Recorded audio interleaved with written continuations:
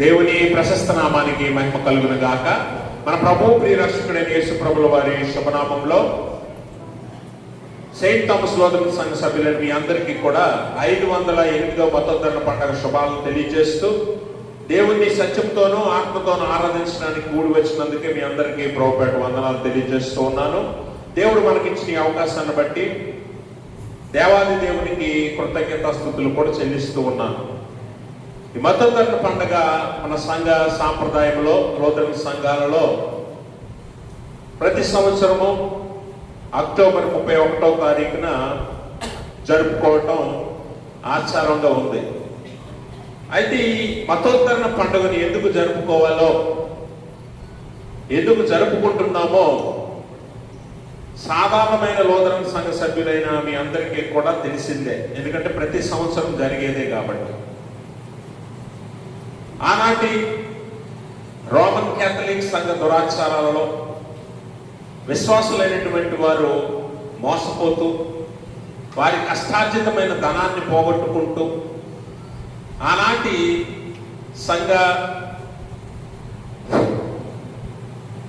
సంఘ దైవజనులు చెప్పిన తప్పుడు బోధలను నమ్మి అదే నిజమనుకుని ఆ మధ్యలో వారు బ్రతుకుతూ ఉండేవారు. అలాంటి సంఘము పాడైపోతున్న పరిస్థితుల్లో దేవుడు మార్టిన్ లూథర్ గారిని లేవనెత్తి ఆయన ద్వారా సంఘాన్ని సంస్కరించి ప్రొటెస్టెంట్ ఉద్యమం ద్వారా లూథరన్ సంఘం అనే గొప్ప సంఘానికి దేవుడు పునాది వేశాడు. మార్టిన్ లూథర్ గారి గురించి క్లుప్తంగా నేను చెప్పి దేవుని వాక్యంలోనికి వెళ్ళిపోతాను.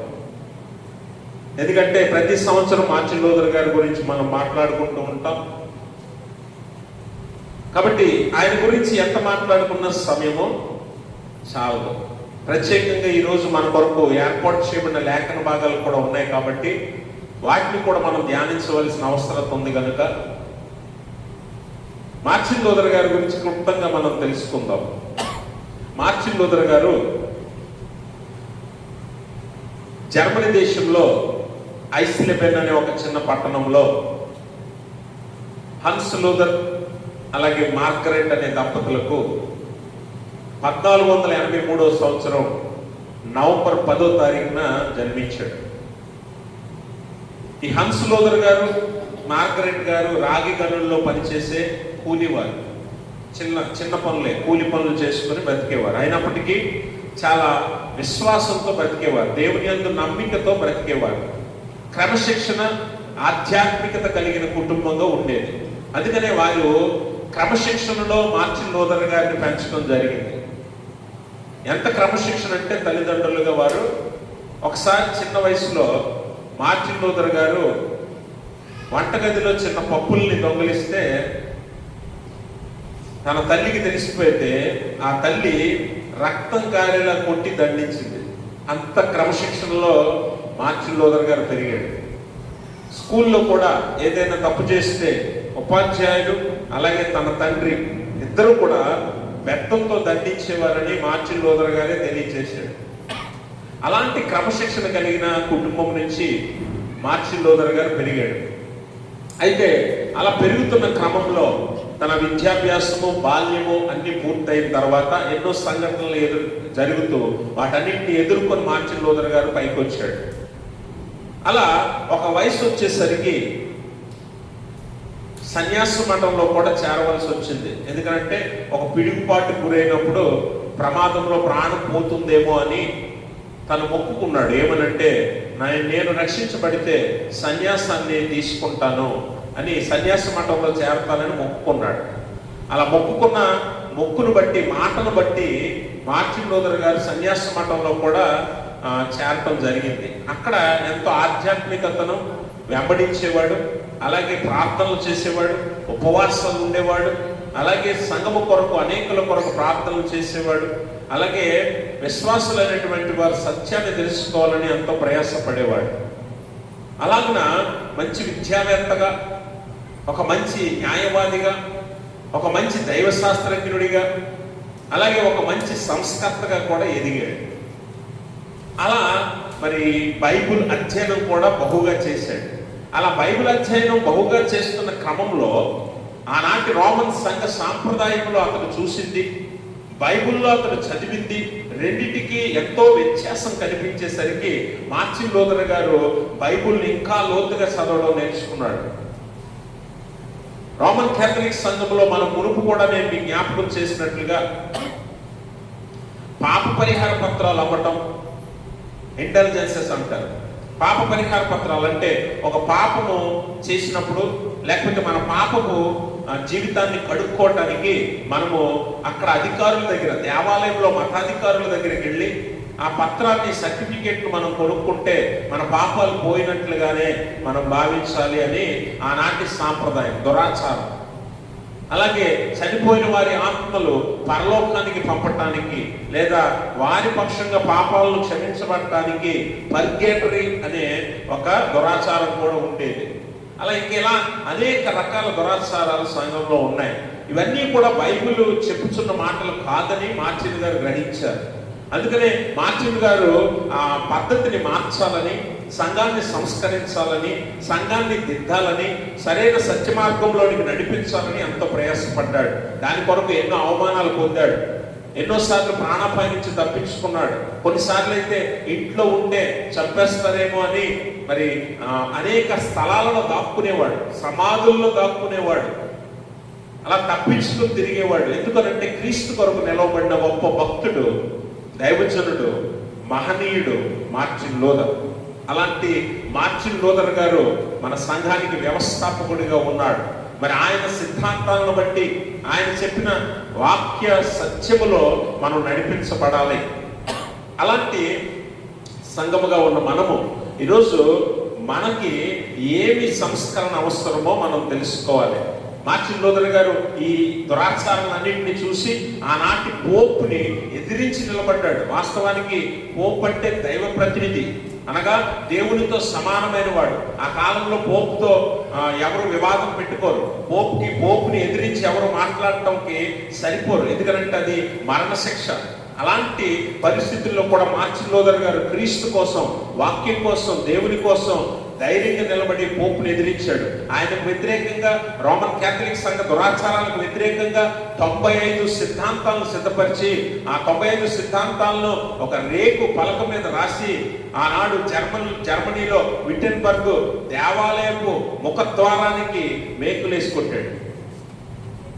అలా మేకులేసి కొట్టడానికి గల కారణం ఏంటంటే, నేను తెలుసుకున్న ఈ సత్యమో, నేను తెలుసుకున్న ఈ వాక్యమో అందరూ తెలుసుకోవాలి, అందరికీ తెలియాలి అని అక్టోబర్ 31, 1517 సంవత్సరంలో జర్మనీ విటెన్బర్గ్ లో ఉన్న విశ్వవిద్యాలయపు ముఖద్వారానికి, సింహద్వారానికి మేకులు వేసి కొట్టాడు.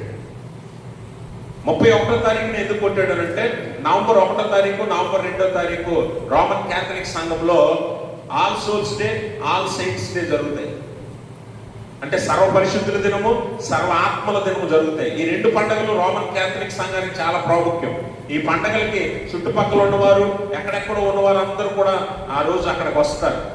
అంతమంది జనాలు వస్తారు కాబట్టి రేపు ఉదయం వస్తారు. అనగా ఈ రోజు రాత్రి అక్టోబర్ 31వ తారీఖు 1517 సంవత్సరంలో 95 సిద్ధాంతాలు కలిగిన ఆ రేకును ఆ తలుపుకు వేసి, మేకులు వేసి మార్టిన్ లూథర్ గారు కొట్టడం జరిగింది. అక్కడి నుంచి ఎంతో ప్రయాసపడ్డాడు, ఎన్నో శ్రమలు అనుభవించాడు. మరి దేవుని కొరకు, వాక్యము కొరకు, సత్యము కొరకు బలంగా నిలబడ్డాడు మార్టిన్ లూథర్ గారు. ఆనాటి పోపుల్ని, వారి అధికారాన్ని, ఆనాటి రాజుల్ని, వారి అధికారాల్ని, ఆనాటి మత పెద్దల్ని, వారి అధికారాలను అన్నింటినీ ఎదిరించి నిలవబడ్డాడంటే కేవలము మార్టిన్ లూథర్ గారి ఒక్కరే కాదు, మార్టిన్ లూథర్ గారి పక్షంగా దేవుడు ఉన్నాడు. దేవుడు మార్టిన్ లూథర్ గారిని నిలవబెట్టుకున్నాడు, తన పని కొరకు సాధనముగా వాడుకున్నాడు. అందుకే ఆనాటి సంఘం సంస్కరించబడింది, ఈనాటి సంఘంగా నిలబడింది. అయితే ఈ 508 సంవత్సరాల కాలంలో సంఘంలో మరలా అనేక దురాచారాలు ప్రవేశించాయి. సంఘము మరలా ప్రశ్న పెట్టింది. సంఘములో అపవాది ప్రవేశించాడు, ఎన్నో అన్యాచారాలను తీసుకొచ్చేసాడు సంఘాలను. అందుకే ఇప్పుడు మళ్ళీ సంఘానికి ఏ సంస్కరణ అవసరమో అనేది మరలా మనము జ్ఞాపకం చేసుకోవాలి. ప్రతి సంవత్సరం మతోద్ధరణ పండుగ చేసుకోవటం కాదు, పోటీలు పెట్టుకుని ప్రైజులు ఇచ్చుకోవటం కాదు. సంఘము ఎంత మారాలి, మనలో ఎంత సంస్కరణ కావాలి, మన ఆత్మీయ జీవితంలో ఎంత మార్పు రావాలి, సంఘము లేకపోతే విశ్వాసి లేకపోతే కుటుంబము ఎంతవరకు సంస్కరించబడాలి. సంస్కరణ అంటే ఏంటండి? మతోద్ధరణ అంటే ఏంటి? దిద్దుబాటు అంటే సరిచేయటం, అవునా? సరి చేసుకోవటం, సరిదిద్దుకోవటం, దిద్దుబాటు. అది కావాలి సంఘానికి, విశ్వాసికి, కుటుంబాలకు, ఆత్మీయ జీవితాలకు. కాబట్టి గమనించండి, మార్టిన్ లూథర్ గారు ఆ తలుపుకు వేసి పుట్టిన 95 సిద్ధాంతాల్లో ప్రాముఖ్యమైన 5 సిద్ధాంతాలు ఏంటంటే, మన లూథర్ సింబల్ ఉంటుంది కదా, లోగో, ఫ్లవర్ ఉంటుంది. ఆ ఫ్లవర్లో 5 రెక్కలు ఉంటాయి కదా. ఈ 5 రెక్కలకి 5 సిద్ధాంతాలు చాలా చాలా ప్రాముఖ్యం. మార్టిన్ లూథర్ గారు ప్రత్యేకంగా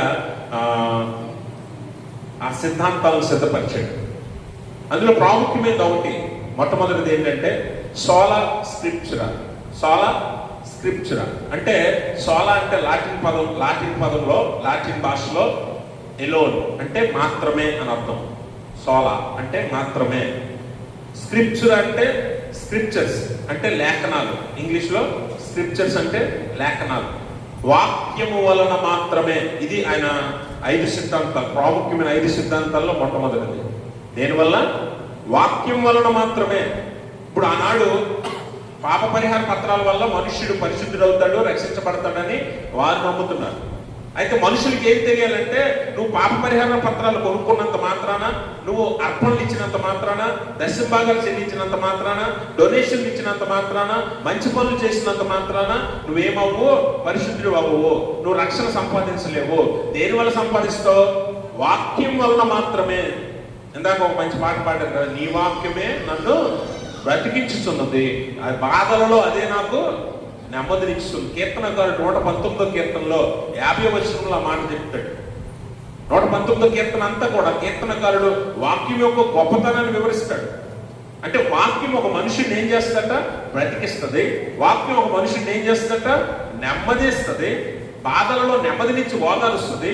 వాక్యం 105వ మాట చదవండి, 119వ కీర్తన. నీ వాక్యము నా పాదములకు దీపము, నా త్రోవకు వెలుగైనదంటే, ఒక మనుషుని నడిపించడానికి, ఒక మనుషునికి సత్య మార్గాన్ని చూపించడానికి, ఒక మనుషుడు జీవించడానికి, ఒక మనుష్యుడు బాధలలో ఓదార్చబడటానికి ఏం కారణమవుతుంది?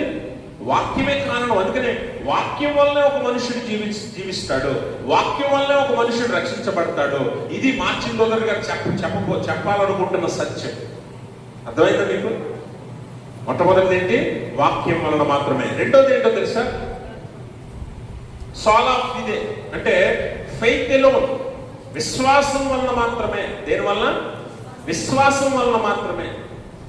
ఈరోజు చాలా మంది ఏమనుకుంటామంటే, మనము విశ్వాసిగా మారటానికి దేవుని మాటలు వినాలని వాక్యం చెప్తూ ఉంది. విశ్వాసము మాత్రమే మనల్ని ఏం చేస్తుందంట?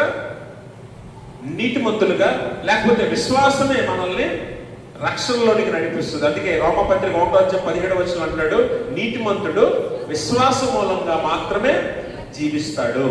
అంటే మనం బ్రతకటానికి, జీవించడానికి, నీతిమంతులుగా మార్చబడటానికి ఏం కారణం? ఏం కావాలట? విశ్వాసం కావాలి. అంతేగాని ఆరాధనలో పాలుపంపులు పొందినంత మాత్రానో, ప్రార్థనలు చేసినంత మాత్రానో, పాటలు పాడినంత మాత్రానో, వాక్యం బోధించినంత మాత్రానో మనం రక్షించబడము. ఎప్పుడు రక్షించబడతాం? విశ్వాసం వల్ల మాత్రమే. Faith alone. మూడోది ఏంటో తెలుసా? ఆయన ప్రతిపాదించిన 5 సిద్ధాంతాలు, ప్రాముఖ్యమైన 5 సిద్ధాంతాలు. 95లో 5 సిద్ధాంతాలు ప్రాముఖ్యం. 5లో మూడోది ఏంటంటే సోలా గ్రేషియా. సోలా గ్రేషియా. గ్రేస్ అంటే కృప. గ్రేస్ అంటే కృప. కృప వలన మాత్రమే. ఎఫ్సీ పత్రిక 2:8 వచనంలో అపోస్తలుడైన పౌలు ఎఫ్సీ సంఘానికి చెప్తాడు, మనము విశ్వాసము ద్వారా కృప చేతనే దేని వల్ల రక్షించబడ్డాం? ఇప్పుడు ఆనాటి సంఘ విశ్వాసులు ఏం చేసేవారంటే, పరిశుద్ధులు అవ్వడానికి, రక్షించబడటానికి ఏం చేసేవారంటే, పోపు దగ్గరికి వెళ్ళి పాపాన్ని ఒప్పుకొని పాప పరిహార పత్రాన్ని కొనుక్కునేవారు. అప్పుడు వారు రక్షించబడిపోయాం అనుకునేవారు. కానీ వాస్తవానికి రక్షించబడటానికి ఏం కావాలంట? కృప. కృప ఇది ఎక్కడ దొరుకుతుంది? ఎవరిస్తారు? దేవుని వలన మాత్రమే కలుగుతుంది. దేవుని కృప వలన మాత్రమే మనం రక్షించబడ్డాం. విశ్వాసం ద్వారా కృప వలన మాత్రమే మీరు రక్షించబడ్డారు. అది ఎవరి వరం? దేవుని వరమే. దేవుడిస్తేనే అది దొరుకుతుంది. మనుషులిచ్చేది కాదు, అధికారులు ఇచ్చేది కాదు, దైవజనులు ఇచ్చేది కాదు, మతాధికారులు పెద్దలు ఇచ్చేది కాదట. ఎవరిచ్చేది? దేవుని వరమే. ఆయన ఇస్తేనే నువ్వు రక్షించబడ్డావు, ఆయన చూపితేనే కృప పొందావు. అందుకే 16వ కీర్తనలు చదువుతున్నాం కదా మనం. 16వ కీర్తన ఉత్తర పరిచిత్ర భాగంగా చదువుకున్నాం కదా. అందులో అంటాడు,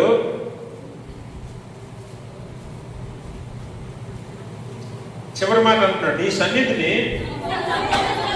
సంపూర్ణ సంతోషము కలదు నీ కుడి చేతిలో. ఆయన దగ్గర మాత్రం ఇవన్నీ దొరుకుతాయట. ఆయనే కృప ఇవ్వాలి, ఆయనే సుఖం ఇవ్వాలి, ఆయనే సంతోషం ఇవ్వాలి, ఆయనే రక్షణ ఇవ్వాలి. అందుకనే కీర్తనగాడు ఇంకొక దగ్గర ఇంకో కీర్తనలు అంటాడు కదా, నీ కృప ఆకాశము కంటే ఉత్తమమైనది, ఉత్తమమైనది. ఆయన కృప మనకు వరం. అందుకనే మార్టిన్ లూథర్ గారు ఏం చెప్పాలనుకున్నాడంటే సంఘానికి, ఆయన కృప వలన మాత్రమే మీరు రక్షించబడ్డారు. వాక్యం వలన, విశ్వాసం వలన, కృప వలన. 4వది సోలా క్రిస్టస్, అంటే క్రీస్తు వలన మాత్రమే. ఎవరి వల్ల? ఇప్పుడు నిన్ను రక్షించాలి అని అంటే, నిన్ను తప్పించాలి అంటే, నిన్ను పరిశుద్ధిగా చెయ్యాలి అని అంటే అధికారం ఉండాలి, శక్తి ఉండాలి, బలం ఉండాలి, వాటన్నిటికీ సమర్థుడైన ఒక మనిషి ఉండాలి. మనుషుడు మనుషుడిని రక్షించలేడు, మనుషుడు మనుషుడిని తప్పించలేడు, మనుషుడు మనుషుడిని పరిశుద్ధిని చేయలేడు. చేయగలడా? చేయలేడు. రోమపత్రికలోనే అపొస్తలుడైన పౌలు 3:23 అంటాడు కదా, అందరూ పాపం చేశారు. చాలు, ఇంకేం చదవక్కర్లేదు. అందరూ ఏం చేశారంట? పాపం చేశారు. అందరూ పాపులమే. మరి ఎవరిని రక్షించగలరు? పోపు రక్షించగలడా? ఒక దైవజనుడు రక్షించగలడా? ఎవరిని రక్షించలేరు. అలాంటి స్థితిలో దేవుని వాక్యాన్ని క్షుణ్ణంగా పరిశీలించిన మార్టిన్ లూథర్ గారు ఏం చెప్తున్నాడంటే, సోలా క్రిస్టస్. ఎవరి వల్ల? క్రీస్తు వలన మాత్రమే రక్షణ, క్రీస్తు వలన మాత్రమే మనం రక్షించబడతాం. ఎబ్రీ పత్రిక 7:25 అపొస్తలుడైన పౌలు అంటాడు, 7:25 చదవండి. ఈయన తన ద్వారా దేవుని యొద్దకు వచ్చి వారి పక్షమున విజ్ఞాపనము చేయుటకు నిరంతరము, చూడండి, నిరంతరము జీవించుచున్నాడు కనుక మనలను సంపూర్ణముగా రక్షించుటకు శక్తివంతుడై ఉన్నాడు. అంటే యేసుప్రభువు ఒక్కడు సరిపోతాడు నిన్ను రక్షించడానికి. ఎందుకంటే మనం సంపూర్ణంగా రక్షించడానికట యేసుప్రభువు ఒక్కడు చాలట. అదే మార్టిన్ లూథర్ గారు చెప్పాడు, క్రైస్ట్ అలోన్, క్రీస్తు వలన మాత్రమే. Christ is enough. క్రీస్తు సరిపోతాడు మన జీవితానికి. మనకు చాలిన దేవుడు, పాట పాడుతుంటాం కదా, మనకు సరిపోయిన దేవుడు, మనకు చాలిన దేవుడు అని పాడతాం కదా. మార్టిన్ లూథర్ గారు చెప్తుంది, దేవుని వాక్యం చెప్తుంది అదే. మన అందరినీ సంపూర్ణంగా రక్షించుటకు శక్తి కలిగిన వాడట ఆయన. ఆయన ఒక్కడు సరిపోతాడు. ఇంకెవరి వెనక నువ్వు తిరగాల్సిన పని లేదు, నువ్వు ఎక్కడికి పరిగెత్తాల్సిన పని లేదు. క్రీస్తు ఉంటే నువ్వు రక్షించబడినట్టే. కాబట్టి క్రీస్తు మాత్రమే నిన్ను రక్షించగలడని మార్టిన్ లూథర్ గారు చెప్తూ ఉన్నాడు. 5వది, చివరిది ఏంటంటే సోలా డియో గ్లోరియా. సోలా డియో గ్లోరియా అంటే, డియో అంటే దేవుడు, గ్లోరియా అంటే మహిమ. దేవునికి మాత్రమే మహిమ, అది చెప్తున్నాడు మార్టిన్ లూథర్ గారు. ఎందుకంటే ఆనాడు పోప్ అనే పోప్ని ఎలా చూసేవారంటే దేవునితో సమానంగా చూసేవారు, దైవజనుడిగా చూసేవారు, దేవునితో సమానంగా చూసేవారు, దైవ ప్రతినిధిగా చూసేవారు. పోప్ ఏం చెప్తే అది వేదంగా ఎంచుకునేవారు. ఎందుకంటే ఆనాడు కాలంలో బైబిల్ లేదు కదా, ఎవరి దగ్గర బైబిల్ లేదు. ఆనాడు 3 తరగతుల వాళ్ళే బైబిల్ చదివేవారు. ఆ కాలంలో 3 తరగతుల వారి దగ్గరే బైబిల్ ఉండేది. ఉన్నత తరగతులు అవి. ఒకటి దైవజనులు, 2 సంపన్నులు అంటే అది ధనవంతులు, 3 లాయర్స్, టీచర్స్ వంటి ఉద్యోగస్తులు. అంటే ఈ 3 కేటగిరీస్ దగ్గరే, ఈ 3 వర్గాల ప్రజల దగ్గరే బైబిల్ ఉండేది, అందరి దగ్గర ఉండేది కాదు. మరి మార్టిన్ లూథర్ గారు లాయర్ చేశాడు కదా, లాయర్ చదివాడు కాబట్టి ఆయనకు కూడా బైబిల్ చేతికి వచ్చింది. అందుకే మార్టిన్ లూథర్ గారు బైబిల్ని చాలా జాగ్రత్తగా మొత్తం అర్థం చేసుకున్నాడు, బాగా చదివాడు, దాని మీద ఎంతో సాధన చేశాడు, దేవారాత్రము దాన్ని ధ్యానించాడు మార్టిన్ లూథర్ గారు. అందుకే అంత లోతుగా దాన్ని గ్రహించగలిగాడు. పోపును ఎదిరించడం అంటే ఆ కాలంలో ప్రాణాలతో చెలగాటమే. అలాంటి ధైర్యం చేయగలిగాడంటే మార్టిన్ లూథర్ గారిని దేవుడు ఎంత బలంగా లేవనెత్తాడో మనం గ్రహించాలి. కాబట్టి మార్టిన్ లూథర్ గారు ఏం చేశాడంటే ఆ బైబిల్ని అందరి చేతికి వెళ్ళేలా చేయడానికి మొట్టమొదటిగా జర్మన్ భాషలోకి రాశాడు బైబిల్ని. జర్మన్ కదా వారి లోకల్ భాష. గ్రీకు భాషలో ఉన్న నూతన నిబంధనని జర్మన్ భాషలోకి మార్చాడు. ఆ తర్వాత అందరికీ అది అనువదించబడింది. ఆ తర్వాత అనేక భాషల్లోకి మార్చబడింది. మొట్టమొదటిగా జర్మన్ భాషలోకి మార్చింది మార్టిన్ లూథర్ గారే. ఎందుకంటే ఇక్కడ ఉన్న ప్రజలకు ముందు సత్యం తెలియాలి. ఇప్పుడు తెలుగులో లేకపోతే నీకు అర్థమవుతుందా బైబిల్? అర్థమవుతుంది కదా. తెలుగులోకి ఎలా మార్చబడింది, ఎందుకు మార్చబడింది, ఎలా మార్చబడింది అని అంటే దానికి పునాది వేసింది మార్టిన్ లూథర్ గారే. జర్మనీ ప్రజలందరికీ బైబిల్ అర్థం అవ్వాలి, అందులో ఏముందో ఎవరికి తెలియదు. పోపులు, దైవజనులు ఏం చెప్తున్నారంటే వారికి నచ్చింది చెప్తున్నారు. అప్పుడు ఒక పెద్ద సంఘం బసిలికా కట్టడానికి, సెయింట్ పీటర్స్ బసిలికా ఏదో కట్టడానికి వారు ఏం చేశారంటే ప్రజల దగ్గర నుంచి డబ్బులు ఆగాలి. ఊరికి అడిగితే ఎంత ఇస్తారు? వాళ్ళు తోచినంత ఇచ్చి సరిపోయింది అనుకుంటారు, కానీ ఎక్కువ లాగాలి, ప్రజల దగ్గర నుంచి ఎక్కువ డబ్బు కావాలి. అంటే ఏం చేయాలంటే పాప పరిహార పత్రాలను నమ్మించాలి. మీ పాపాన్ని పోగొట్టుకోండి, మీ పాపాన్ని కడుక్కోండి, పరిశుద్ధులు అవ్వండి అని ఆఫర్ ఇచ్చారు. పరిశుద్ధులు అవ్వాలంటే ఏం చేయాలంట? ఆ పాప పరిహార పత్రాలు కొనాలి. ఎంత విలువ పెట్టుకుంటే అంత పరిశుద్ధులు అవుతారని నమ్మించారు. అది బైబిల్లో లేని బోధ. అలా బైబిల్లో లేనివి ప్రజలకు చెప్పి ప్రజలను మోసం చేస్తున్నారని మార్టిన్ లూథర్ గారు ఏం చేశాడంటే ముందు వీళ్ళకి బైబిల్లో ఉన్న సత్యం ఏంటో తెలియాలి అని జర్మన్ భాషలో బైబిల్ మార్చాడు. కాబట్టి అలా బైబిల్ మార్చి దేవుని యొక్క వాక్యాన్ని అందరికీ చేరేలా చేశాడు మార్టిన్ లూథర్ గారు. కానీ వీరేం చేశారంటే మనిషికి దేవుని మహిమను ఆపాదిస్తున్నారు. పోపు ఒక మనుషుడే కదా, నేను ఇప్పుడు పాస్టర్ గారిని, నేను ఒక మనిషినే, మీలాంటి మనిషినే, కానీ దేవుని ఎన్నికను బట్టి మీకు వాక్యాన్ని బోధిస్తున్నాను అంతవరకే. కానీ నాకు ఆ మహిమను ఘనతను మీరు ఆపాదించకూడదు.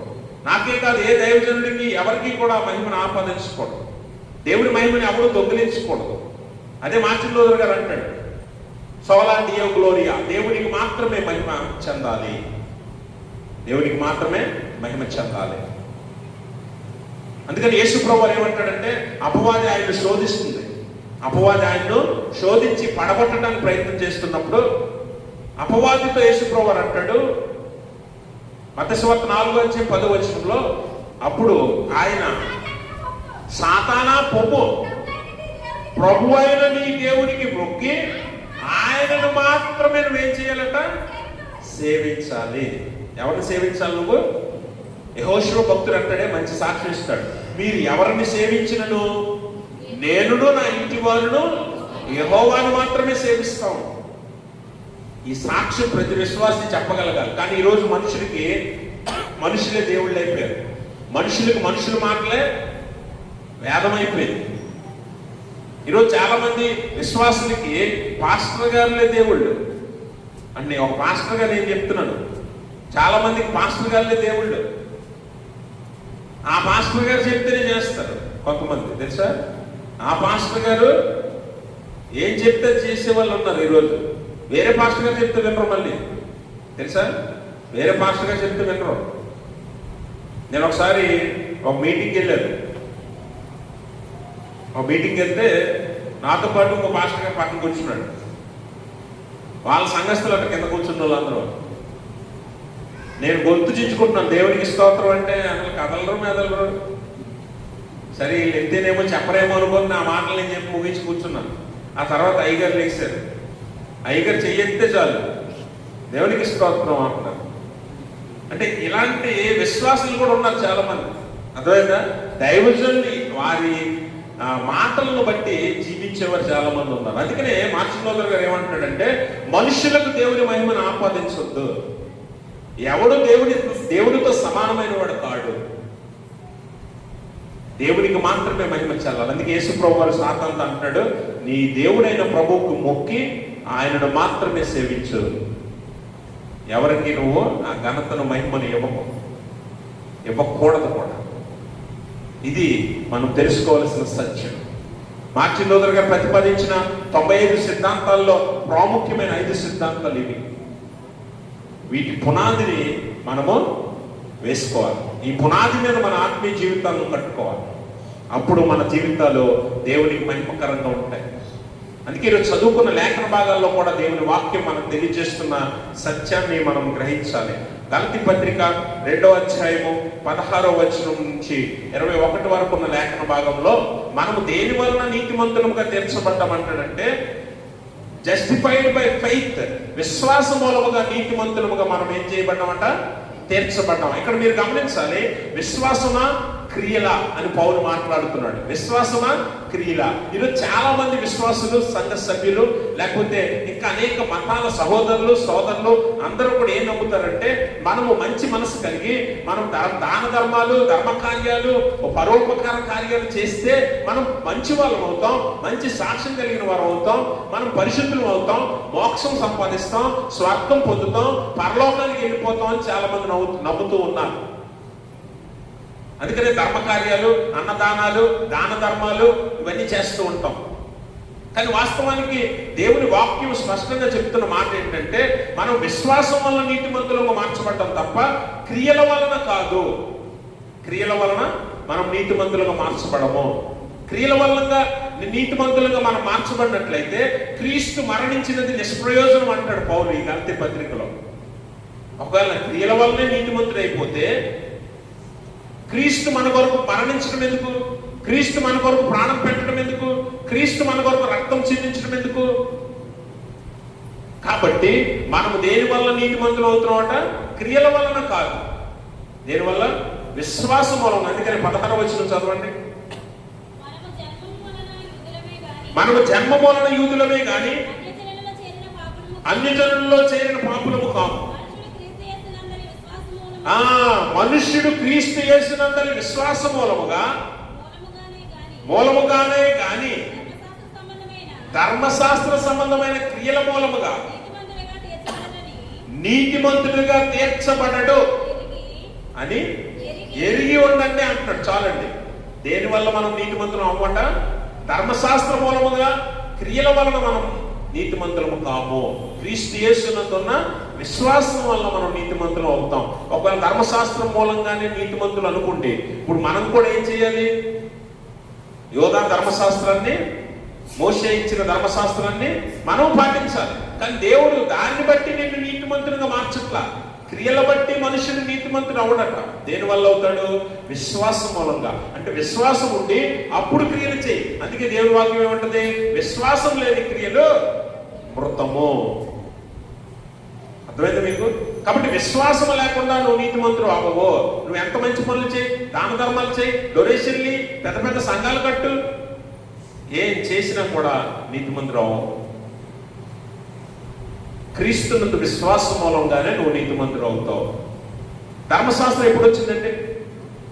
మన గలతీ పత్రిక బైబిల్ చదివారు కదా. ఎప్పుడు వచ్చింది? 403 సంవత్సరాల 430 సంవత్సరాలు అప్పటికి యేసుప్రభు వారి కాలానికి కదా. సరే, మోషే కాలం అనుకుందాం. మోషే కాలానికి ధర్మశాస్త్రం వచ్చింది. మోషే కాలానికి ధర్మశాస్త్రం వస్తే, మరి ధర్మశాస్త్రం వచ్చినప్పటి నుంచి నీతిమంతులు అవుతున్నారు కాబట్టి ధర్మశాస్త్రానికి ముందున్న వారు నీతిమంతులు కారా? అవరు కదా. ఈ లెక్కను చూస్తే ధర్మశాస్త్ర క్రియల వలన నువ్వు నీతిమంతుడు అయిపోతే ధర్మశాస్త్రానికి ముందున్నవారు ఏమవుతారు?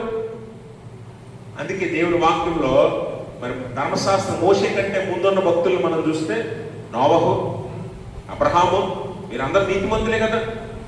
15వ అధ్యాయం, ఆదికాండం 15వ అధ్యాయం 6వ వచనం అంటాడు, అబ్రహాము యెహోవా యందు నమ్మికించెను, అది అతనికి ఎలా ఇచ్చారు అంటే ధర్మశాస్త్రం లేదు కదా అప్పుడు. మరి అబ్రహాం నీతిమంతుడు ఎలా అయిపోయాడు? దేని యందు, ఎవరి యందు విశ్వాసం ఉంచాడు? యెహోవా యందు. ఆయన ఉంచిన నమ్మకం, విశ్వాసమే అతనికి ఎలా ఎంచబడింది అంటే దేని వల్ల నువ్వు నీతిమంతుడు అవుతావు? విశ్వాసం వల్ల మాత్రమే, క్రియల వల్ల కాదు. విశ్వాసం కలిగి నువ్వు క్రియలు చేయి, అప్పుడు ఆశీర్వదించబడతావు. అంతేగాని మంచి క్రియల వల్ల నేను పరిశుద్ధుని అయిపోతాను, పరలోకం వెళ్ళిపోతాను అని అనుకుంటే పొరపాటే.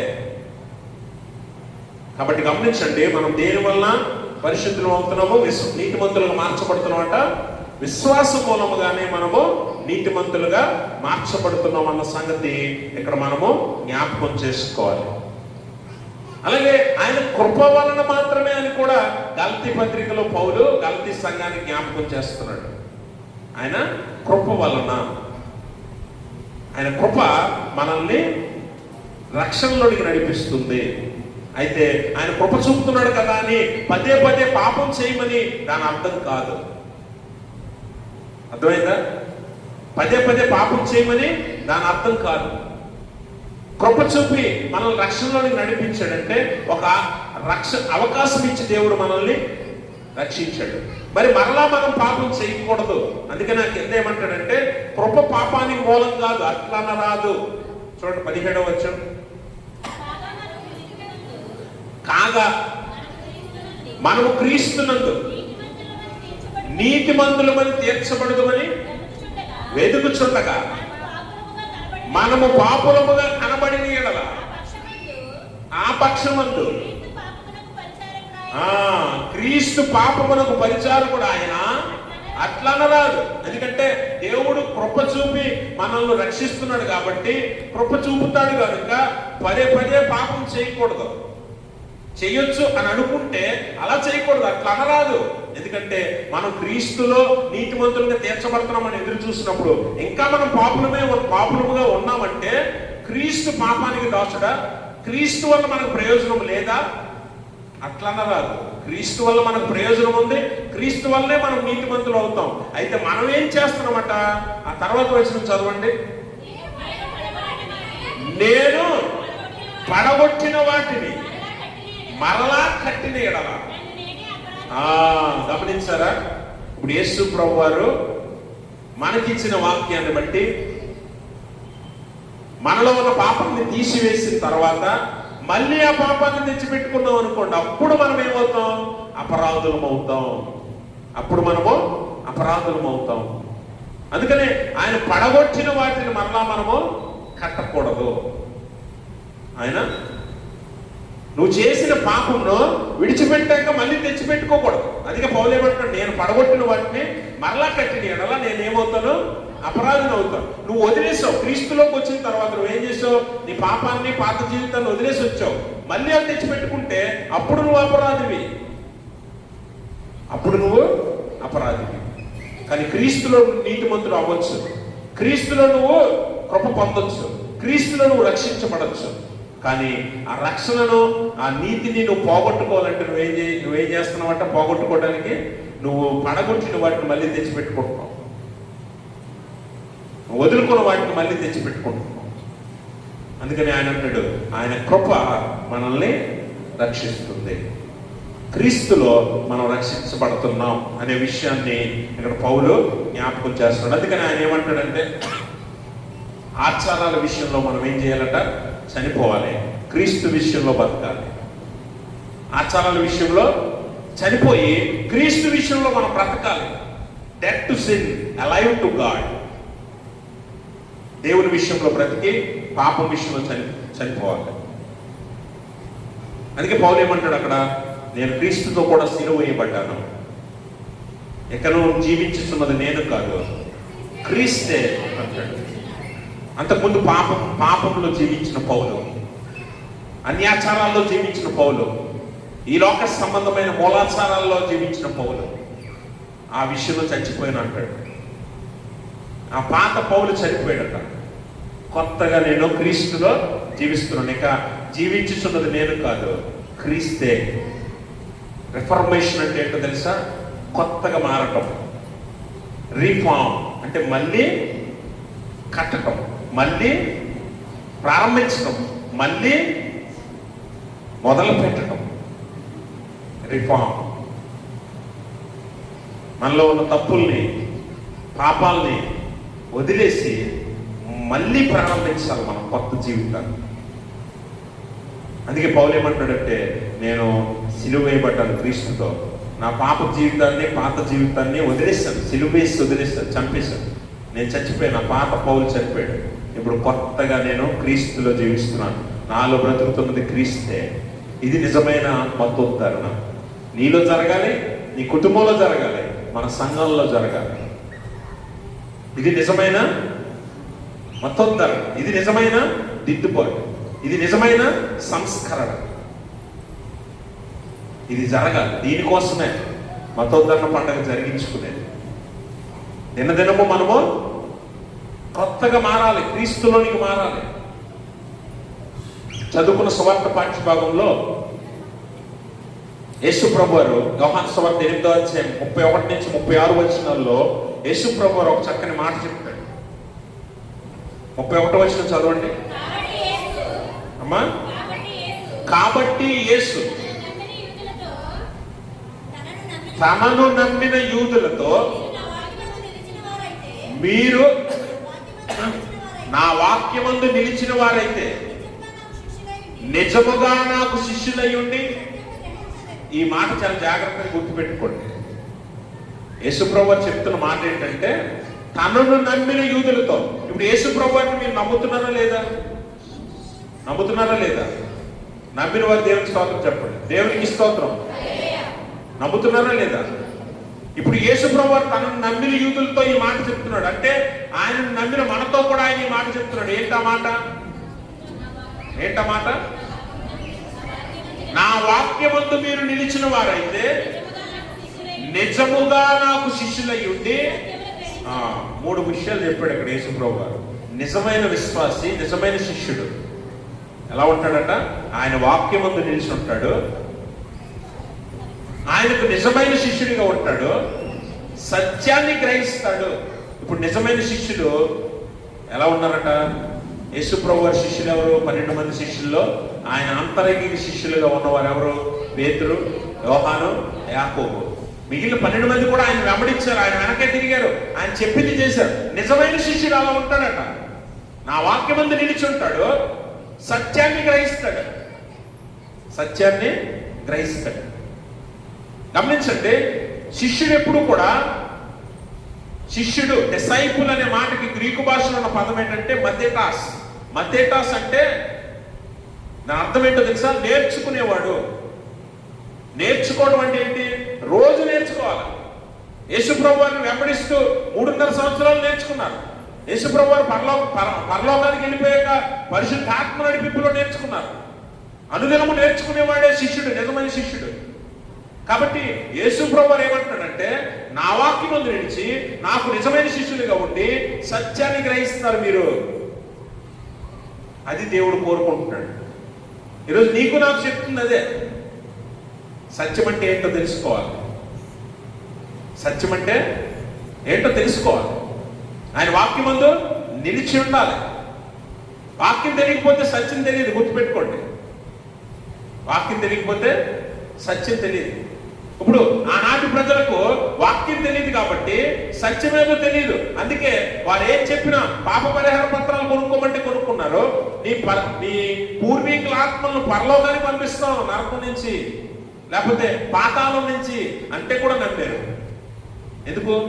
వాక్యం తెలియదు కాబట్టి, వాక్యం ముందు నిలిచి ఉండలేదు కాబట్టి సత్యం గ్రహించలేకపోయారు. కానీ ఈరోజు నీకు నాకు దేవుడు చెప్తున్న మాట ఏంటంటే, ఆయన నమ్మితే నువ్వు ఆయన వాక్యమందు నిలిచి ఆయనకు నిజమైన శిష్యుడిగా ఉండి సత్యాన్ని గ్రహిస్తావు. మనకి 2020 సంవత్సరంలో కరోనా వచ్చింది కదా, వచ్చిందా? కరోనా వచ్చినప్పుడు కరెక్ట్గా 2019లోనే వచ్చింది. 2019 కోవిడ్ నవంబర్ డిసెంబర్ ఆ టైంలో వచ్చింది, కానీ కేసులు రాలా. 2020 సంవత్సరంలో ఫిబ్రవరి మార్చి వచ్చేసరికి కేసులు ప్రారంభమయ్యాయి.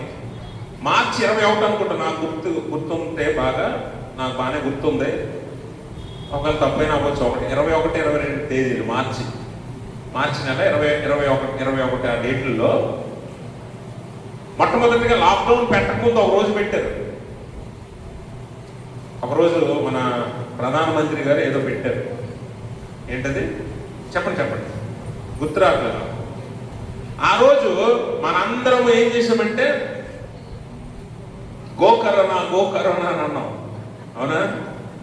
చాలా మంది చప్పట్లు కూడా కొట్టారు, గరిట్లు గిన్నెలు పట్టుకొని చప్పట్లు కొట్టారా లేదా? కొట్టో ఎంతమంది చేతులు ఎత్తండి. ఇప్పుడు ఎత్తలేండి.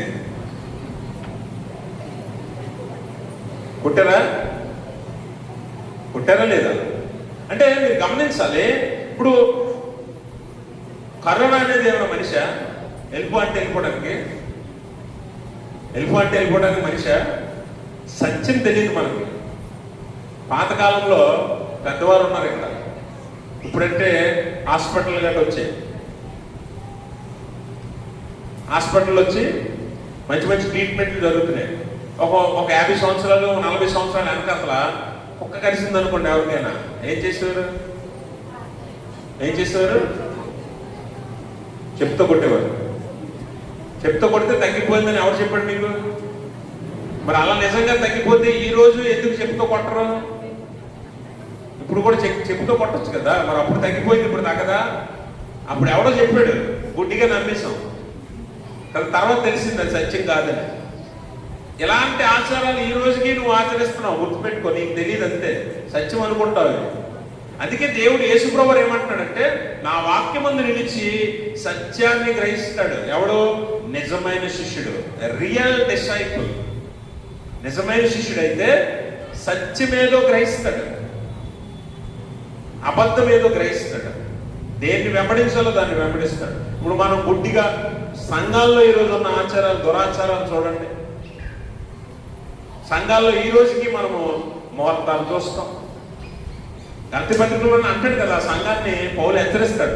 మీరు కాలాలు, సమయాలు, ఉత్సవాలు, సంవత్సరాలు, పండగ దినాలు అన్ని చూసుకుంటారు మీరు కదా.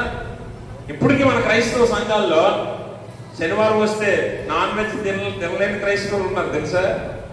ఆదివారం మాత్రం పడిపోతారు, ఇంకా శనివారం మాత్రం తినరు. ఇంకా ఉన్నారు అలాంటి. శనివారం తింటే కుదరదా? యేసుప్రభువు వారితో తన శిష్యులు వెళ్తున్నప్పుడు ఆకలిగా ఉన్నారు. ఆకలిగా ఉన్నప్పుడు సబ్బాతు దినం, ఆ రోజు సబ్బాతు దినం అయితే ఆకలి కొని ఆ పంట పొలాల్లో, పంట చేలల్లో వెళ్ళి వెన్నులు తుంచుకొని తిన్నారు. యేసుప్రభువు వారు తినొద్దు అన్నాడా? సబ్బాతు దినం ఈ రోజు మీరు తినకూడదు అన్నాడా? దేవుడు నిన్ను ఎప్పుడు ఆపడు, నువ్వు ఆపుకుంటావు నిన్ను నువ్వు. అందుకే యేసుప్రభువు వారు ఏమంటున్నాడు? మనిషి కోసం సబ్బాతు దినం, కానీ సబ్బాతు దినం కోసం మనిషి కాదు. నువ్వు ఏర్పరచుకున్న దురాచారాలు, అన్యాచారాలు నువ్వు సంఘంలో తెచ్చిపెట్టి సంఘాన్ని భ్రష్టపరుస్తున్నావు. పెళ్లిళ్ళు అయినప్పుడు మీరు చేసే దురాచారాలు ఎన్ని ఉంటాయి అన్ని చెప్తే మళ్ళీ మా మీద పడతారు కదా. ఇవన్నీ ఏంటి? నువ్వు తెచ్చిపెట్టుకున్నవే, బైబిల్ ఎక్కడ చెప్పలా, నువ్వు చేస్తున్నవి. ఆనాడు మార్టిన్ లూథర్ గారు ఈ దురాచారాలనే సంస్కరించాడు. ఈ 508 సంవత్సరాల్లో ఇంకా ఎన్నో దురాచారాలు అపవాది సంఘాల్లోనికి చొప్పించాడు. ఇది అబద్ధం, ఇది సత్యమే అని నిన్ను మభ్యపెట్టాడు. అందుకే విశ్వాసిగా జీవిస్తూ కూడా, వాక్యం తెలిసి కూడా, దేవుణ్ణి ఎరిగి కూడా ఇంకా నువ్వు దురాచారాలను వెంబడిస్తున్నావు అంటే నువ్వు వాక్యమందు నిలిచిన వాడవు, నిలిచిన దానవు కావు. సత్యాన్ని గ్రహించిన వారు మీరు కారు. అందుకే మీరు ఇంకా అన్యాచారాలను సంఘంలో ఆచరిస్తున్నారు. దీనివల్ల మీరే కాదు, సంఘము కూడా భ్రష్టు పెట్టిపోతుంది. ఇప్పుడు సంఘానికి మీకు సంస్కరణ అవసరం. అందుకే ఆయన అంటాడు, మీరు నన్ను నమ్మిన వారైతే వాక్యమందు నిలిచి నిజమైన శిష్యులుగా నాకుండి మీరేం చేస్తారు? సత్యాన్ని గ్రహిస్తారు. మార్టిన్ లూథర్ గారు ఆయన నిజమైన శిష్యుడు కనుక, వాక్యమందు నిలిచాడు కనుక, సత్యాన్ని గ్రహించాడు కనుక ఆ సత్యాన్ని ఎవడు ఎదిరించినా కూడా సర్వలోకానికి పంచిపెట్టాడు. సంఘానికి సంస్కరణ తీసుకొచ్చాడు. అందుకే ఈరోజు మన సంఘ వ్యవస్థాపకుడిగా, ఒక గొప్ప మహనీయుడిగా మార్టిన్ లూథర్ గారిని మనం జ్ఞాపకం చేసుకుంటున్నాం. అలాంటి విశ్వాసిగా నువ్వు ఉండాలి, అలాంటి శిష్యుడిగా నువ్వు ఉండాలి. శిష్యరికం అంటే exact xerox copy of master. శిష్యరికం అంటే ఏంటి? యజమానుడు లేకపోతే మన బోధకుడి యొక్క ప్రతిమలాగా మనం ఉండాలి. అంటే ఆయన వల్లే మనం కనిపించాలి, ఆయనలా మారిపోవాలి. మన బోధకుడు ఎవరు? యేసు ప్రభువారు. సద్బోధకుడు, సత్యాన్ని బోధించేవాడు ఆయన. ఆయనే సత్యము. ఆ సత్యాన్ని గ్రహించిన వాడు ఆయనలాగే జీవిస్తాడు. అపోస్తలుడైన పౌలు అదే మాట తెలియజేస్తూ ఉన్నాడు. కాబట్టి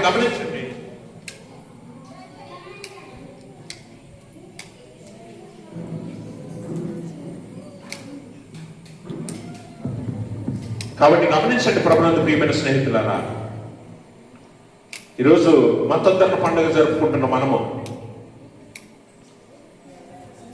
మన సంఘానికి, మనకు, మన ఆత్మీయ జీవితాలకు కావలసిన సంస్కరణను మనం చేసుకుని, మనల్ని మనం దిద్దుకొని, మన సంఘాన్ని కూడా మనము దిద్దుకోవాల్సిన అవసరత ఎంతైనా ఉంది అనేది ఈరోజు ఈ పండుగ ద్వారా మనము తెలుసుకోవాలి.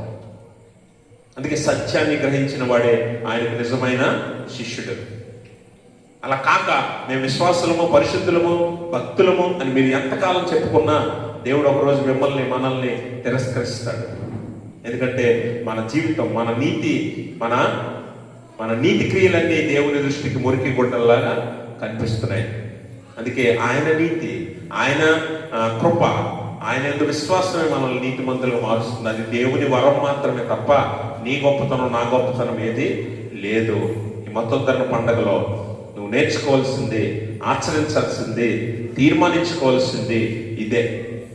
సత్యాన్ని గ్రహించి, వాక్యాన్ని జాగ్రత్తగా చదివి, దాని యందు ఆనందించి, దాన్ని ధ్యానించి నిజమైన శిష్యుడు, శిష్యురాలుగా మనం మారాలి. అదే నిజమైన మతోద్ధరణ, అదే నిజమైన సంస్కరణ, అదే నిజమైన దిద్దుబాటు. అట్టి దిద్దుబాటు, సంస్కరణ, మతోద్ధరణ మనకు, మన కుటుంబాలకు, మన సంఘాలకు దేవుడు తన పరిశుద్ధాత్మ ద్వారా దయచేయును గాక. ఆమేన్. సమస్త జ్ఞానంలో మించిన దేవుని సమాధానం యేసు క్రీస్తు వల్ల మీ హృదయములకు, మీ తలంపులకు కావలి ఉండును గాక. ఆమేన్.